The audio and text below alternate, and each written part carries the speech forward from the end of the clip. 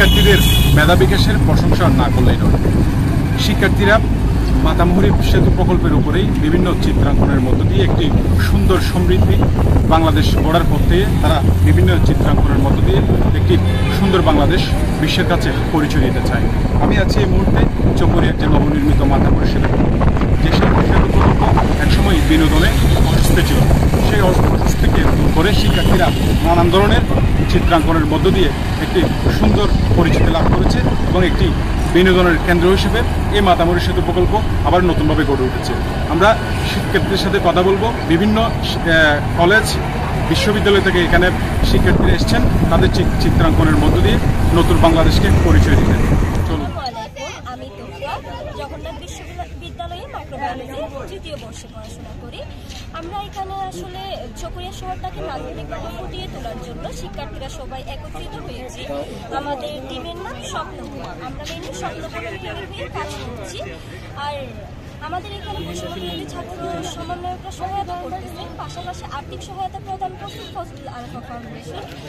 আমরা Chakaria grammar school, Chakaria high school, তারপরে থানার রাস্তা থেকে শুরু করে মানে উপজেলা পর্যন্ত বিভিন্ন অংশে কাজ করেছি, দেওয়াল অঙ্কন। আর এখানে ব্রিজে আপনারা দেখতে পাচ্ছেন অনেকগুলো মানে পুরো ব্রিজটাকে আমরা সুন্দরভাবে সাজানো হয়েছে। আমার নাম মোবারক হোসেন জিহান, আমি ছাত্র প্রতিনিধি। আমরা চারজন, আমি একজন।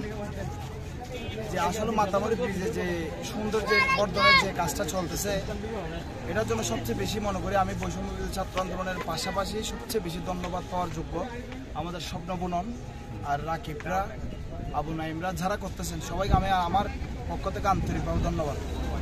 বলতে গেলে কক্সবাজার জেলার যে ঢোকার যে প্রধান সড়ক আমাদের মাতামুহুরী ব্রিজ এমনভাবে আমরা সৌন্দর্য বর্ধন করতে চাচ্ছি যাতে প্রত্যেক পর্যটকের চোখে লাগে আমাদের এই বিষয়টা।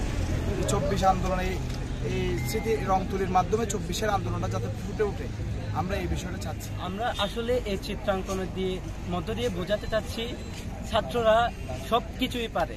ছাত্ররা সরকার গঠন করতে পারে, ছাত্ররা সরকার নামাতে পারে, আবার ছাত্ররা একটা পরিবেশকে নান্দনিক রূপও দিতে পারে।